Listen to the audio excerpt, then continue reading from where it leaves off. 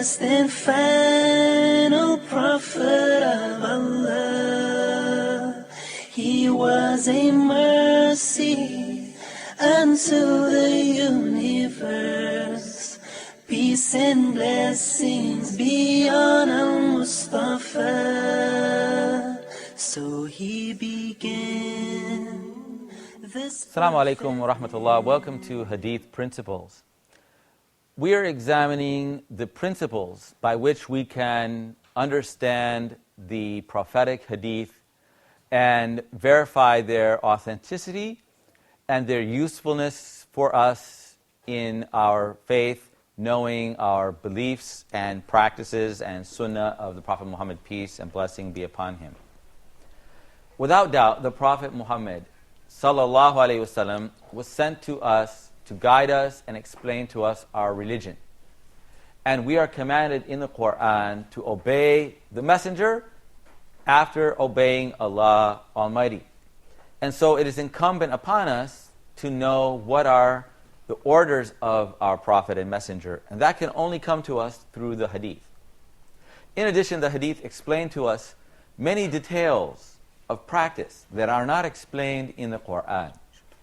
So many things in the Quran, such as our prayers, zakat, fasting, and hajj, and many other things, are referred to in the Quran, and we're commanded to do them, but we're not told always exactly how to do things. So how do I know how to pay zakat or charity? How much do I pay out of my money? When do I pay it? To whom do I pay it? All of those things are left up to the explanation of the Prophet. So the Prophet Muhammad ﷺ explained to us and demonstrated in word and deed and example what we should know about our religion. And so we have to refer to the hadith as the source. But it's possible for anybody to claim, oh, the Prophet said this or that, or Islam tells us to do this, or in Islam we don't believe that.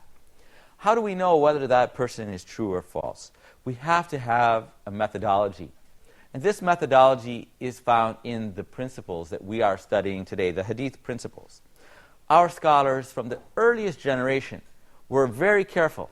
From the early time, from the first stage, and more in the second stage, developing stage, until the golden era of Hadith studies in the 3rd century and 4th century, until the Hadith studies were completed, they were very meticulous in examining the Hadith in all aspects, and those people who narrated the hadiths to us, ensuring that they were authentic, and warning us about any inconsistency or weakness or contradiction in those hadiths so that we could avoid any misguidance, so that nobody can distort Islam, its teachings or principles. Nobody can add or subtract anything to that which was taught to us by Allah and His Messenger, peace and blessings be upon him. In earlier episodes, we talked about the very nature of what we find. If we open up the hadith, it contains 2 parts. The first part is called the isnad or sanad, and the second part is the matan or the text. The isnad is the proof of the authenticity of this text. It is the credentials. When I claim that I am narrating a hadith of the Prophet, I have to provide credentials. Who am I? Who did I learn this hadith from? Who did my teacher learn it from? And it has to go back to the Prophet, peace and blessings be upon him. And then the actual meaning of the hadith is called the matan, or the text of the hadith itself. If this isnad goes all the way to the Prophet Muhammad, as we explained, goes all the way to the top, it is marfu', raised up directly to the Prophet Muhammad. If it goes to a sahabi, it's really the saying of a companion, it is mawquf. And we want to make sure that in each level, the narrators have all met each other, so it is muttasal. And if each one we demonstrate reliably met each other, then that is called the hadith musnad. And if it goes all the way up to the Prophet Muhammad, then it is muttasal, marfu', all the way to the Prophet Muhammad. If there is any cut in that level, then it is munqati', and then it will not be an acceptable hadith. And then we have to look at the actual people, that they are reliable and trustworthy Muslims, adil, and that they have good memories and are and are accurate in relaying the hadith to us, and they are dhabit, as well as other factors that we're going to be studying in this episode and further episodes, inshallah, God willing. When they look at the nature of the actual isnad and text, they've looked at the various other factors we've talked about, they still are not 100% satisfied. And what is amazing about our Muslim scholars is that they could have been like many of us are. They're satisfied with just second best. And we're satisfied doing, half good job.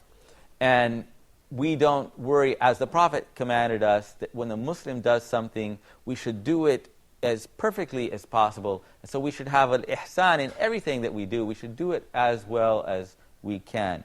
And this is really the characteristic of faithful, true Muslims. And those were our great scholars, the muhaddithin, the scholars of the hadith.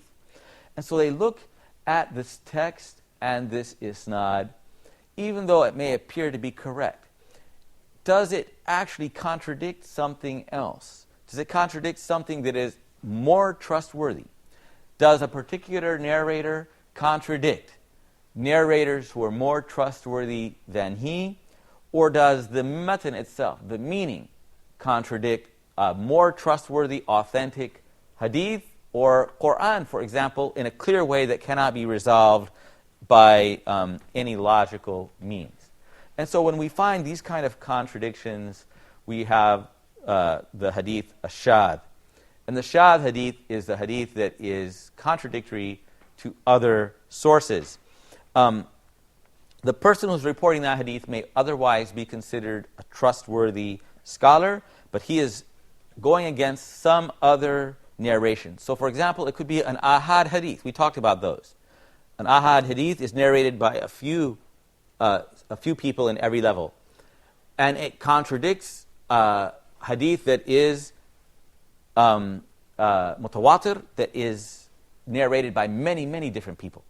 And so when we have the witness of hundreds, that goes against the witness of one person, for example. Even though a person may be honest, it could be mistaken in some way or another. We talked about the hadith, إِنَّمَا الْأَعْمَالُ بِالنِّيَّاتِ, the actions are by intention. That hadith is an authentic hadith, sahih, and it's found at the beginning of Sahih Bukhari. But we mentioned that it is only narrated by one person in each level until the fourth level. Then it became a very famous hadith. But that it's not contradictory in its meaning or in its isnad. And so that's what we call, as we talked before, hadith gharib.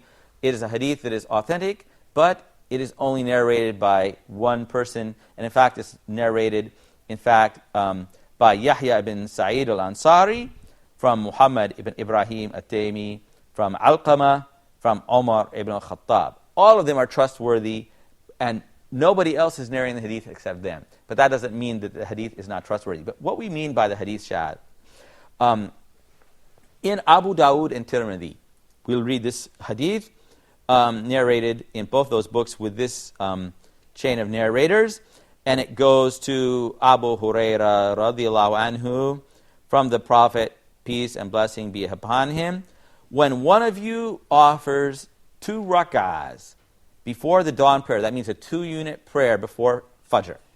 So it's the sunnah in Islam, before Fajr, after you hear the adhan, but before you pray Fajr, to pray 2 short rak'ah, those are called rak'atay al-Fajr. When one of you offers that prayer, after doing that, he should lie down on his right side. So from this hadith, and it's found in Abu Dawood and Tirmidhi, I would assume then the Prophet is ordering me, after performing that prayer, to lie down on my right side. And so many people understand that and practice that in Islam today. But Al-Bayhaqi talks about that. And he said, the narrator of this hadith, who is Abdul Wahid ibn Ziyad, has gone against a large number of people with this narration. For they have reported that as an action of the Prophet. And so the action of the Prophet is called the fi'l, right? Not the amr or the commandment of the Prophet or the qawl of the Prophet Muhammad sallallahu alaihi wasallam. That is, that the Prophet used to do that action, not that he commanded us to do it. So there's a big difference if the Prophet tells us to do something, or simply that he does it. So if he does it, that's called mandub, or a recommended practice, or some people will call that a sunnah. So you can do that, and if you do it, you're rewarded by Allah, inshallah. And if you don't do it, you're not punished by Allah, you're not doing anything wrong. But if the Prophet ordered us to do something, and we failed to do that, then we would potentially be punished by Allah. We're committing a sin by not doing that.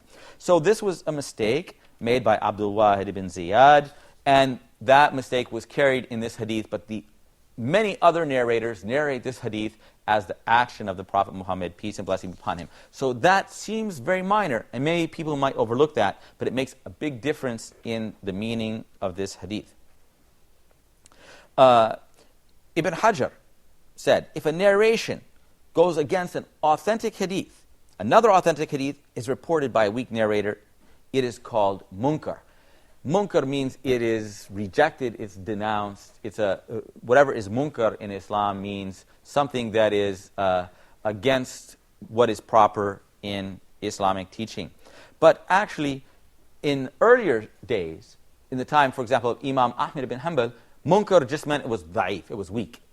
So when Imam Ahmad says a hadith is munkar, it doesn't mean this level. But the scholars in later times, they use munkar for this hadith, which goes against a weak narrator, goes against somebody else who is a strong narrator. And so an example of that, well, actually there are many examples. But Awza'i says, we used to listen to hadith, and then we would present these hadith to other narrators, other hadith scholars.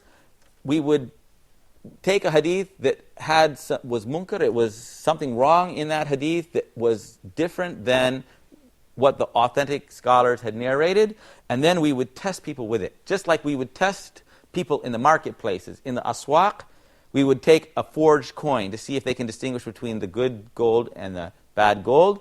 So we would test them with a change in a hadith to see if they had really good, accurate memories and accurate research. And so if they were, because a great scholar, they could check those and they could verify them. And so great scholars were able to distinguish these hadith while many other people were not able to do so. Here's some hadiths. Ibn Kathir quotes two hadiths in his tafsir. And I think we talked about the tafsir of Ibn Kathir before. And he quotes one it's found in the Musnad of Imam Ahmad ibn Hanbal, and it says, after the isnad, Asma bint Abi Bakr narrated this hadith, that my mother came to Medina during the time of the Hudaybiyah. I'm sorry, we're going to have to go to a break. We'll be back shortly, inshallah. Assalamu alaikum.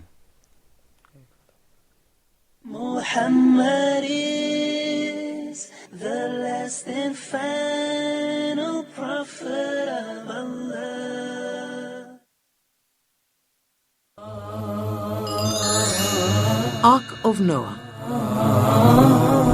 We're going to be mentioning the significance of the Ark of Noah. Knowledge is the essence of everything. Once you get the knowledge, then it generates the desire and the motivation, and then it brings about the action. And we're going to be discussing the state of the Ummah and the division which unfortunately has appeared in it, and the methodology of trying to arrive at the right path. Your system of knowledge or your system of motivation are hit by any of these threats, you will definitely go astray and you will be suffering from a disease in the heart. We're also going to be discussing what Allah wants from us. How can we make that? Allah gave us the revelation. So Allah subhanahu wa ta'ala is addressing first and foremost the companions. If they believe in what you have believed in, then they are guided. So the real guidance is what the Prophet ﷺ and the companions were upon. Join Sheikh Mutassim in the program Ark of Noah and discover the answers to these questions.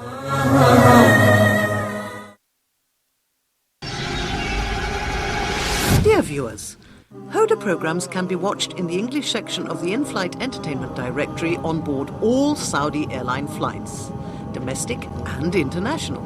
Sit back, relax and enjoy watching Hoda's entertaining and enlightening shows on your trip. Hoda wishes you a safe and successful journey. Hoda, a light in every home. Muhammad is the last and final prophet of Allah. Assalamu alaikum and welcome back to Hadith Principles. Before that break, we were talking about hadith narrated in Tafsir of Ibn Kathir. He gives two versions of the same hadith and shows which one is considered to be munkar and is not acceptable by the ulama. The first one is found in the Musnad of Imam Ahmed, and it's narrated from Asma, the daughter of Abu Bakr. And she said, my mother came during the treaty with Quraysh that was made at Hudaybiyah, and she was still a mushrika. She was still a polytheist worshipping idols. And so I came to the Prophet ﷺ and said, O Messenger of Allah, my mother has come willingly. Should I treat her with kindness? And the Prophet said, yes, treat her with kindness. So we have to treat our relatives or neighbors who are non-Muslims with kindness, inshallah. Nothing wrong with that. The next one is very similar. Ibn Kathir tells us, he relates that from Al-Bazar, which is a collection of hadith. And it's very similar, and it's narrated by Zuhri from Urwa, from Aisha and Asma, both of whom said, our mother came to us in Medina while she was a mushrika, while she was a polytheist, worshipper of idols, and it's the same meaning. But this one is munkar. Why? What's the difference between these two hadiths? Anybody notice? Our mother? Yeah, second one is Aisha and Asma. They're both married to the Prophet ﷺ. And Aisha is married to the Prophet ﷺ, and Asma is her sister. They're both daughters of Abu Bakr. But what's wrong with this hadith? Ours. They said our mothers. Yeah, they don't have the same mother. Yes. They have two different mothers, and that is what's wrong with it. And in fact, the mother of Asma is different. And Aisha's mother is Roman, and she was a Muslim, muhajira. She emigrated to Mecca, from Mecca to Medina as a Muslim. She was not the same mother as Asma. And so that is a clear contradiction. And so the ulama looked at these details that we, subhanAllah, by the grace of Allah, inshallah, we will notice things like that, but often we may overlook them. And so our scholars were very, very strict in eliminating the shadh, the contradictory matters from the hadith that may have crept into narrations, and warning us about that, inshallah. I'm sorry I didn't introduce our panel today, and I apologize. They're joining with me today, Mohammed from the United States, and Brother Ayman, also from the United States, and Brother Hussam from Egypt, and they helped me in this program very greatly, and we're both helping each other. They're maybe learning from me, but I also learn and benefit from them. May Allah Almighty reward them for their participation. So in this class, we're talking about contradictions in hadiths that look shadh or shadud, and that's, a double, and munkar, rejected hadith, where there's a contradiction in the matan, the actual wording, the text that is contradictory to an authentic, more authentic source. So it's contradicting it. Or a narrator has narrated a hadith, and there's a change and difference in that from many other narrators who have narrated in a more correct form. And so it may be in the matan or in the isnad, the actual chain of narration. And so it's one of the conditions of correctness of a hadith. A hadith is authentic if its chain is narrated continuously, unbroken to the Prophet from adil, dhabit, from righteous, good Muslims of good character who are accurate, but it does not contain a shulud, which is it's not a hadith shadh, which is contradictory, inshallah, or munkar, inshallah, bi'idhnillah. So, what do you guys think? Got some? Actually, I wanted some clarification. The hadith that you mentioned about Abu Huraira and the contradiction of the shadh hadith. Why did he say that about, or is that what was taken from him? No, that was narrated from Abu Hurairah. Abu Hurairah is up at the top of the isnad almost. But the mistake wasn't from Abu Hurairah. That mistake was made below him. Okay. Let me see if I can find that hadith that we narrated from Abu Hurairah. Yes, it was Abdul Wahid ibn Ziyad who narrated it from Al-A'mash, from Abu Saleh, from Abu Hurairah. Okay. And so he's the one who was mistaken. Many other people narrated that hadith in an authentic way as a practice of the Prophet Muhammad, that after praying 2 rak'ahs before Fajr, he would lie down on his right side and rest a little bit, and before he would enter the mosque and lead the people in prayer. So he would rest a little bit. So that's what the Prophet did. And so if you do likewise, that could be considered the sunnah. By some people, they would consider it a recommended action to do.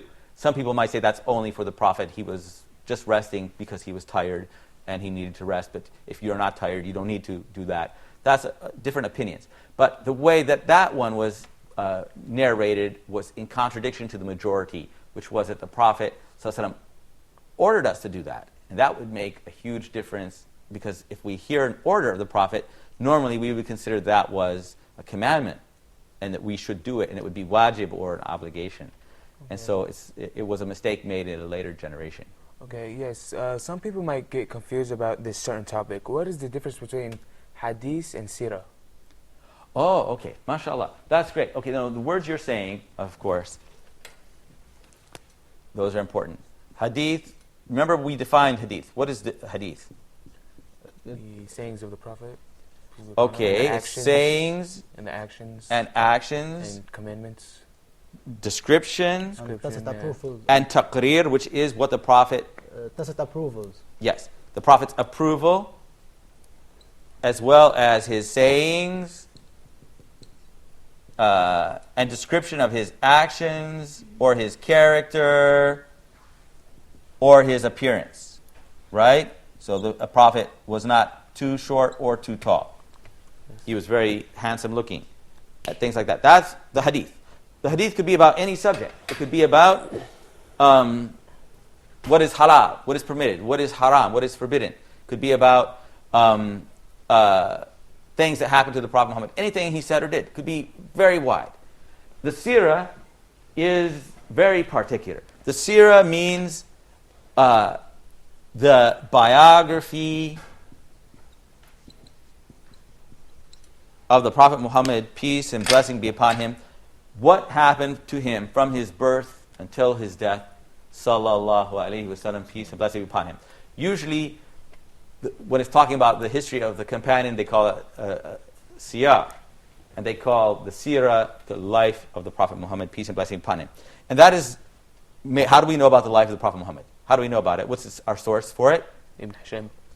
Well, in the Quran, the Quran talks about the life of the Prophet Muhammad ﷺ, and in the Sunnah, in the Hadith.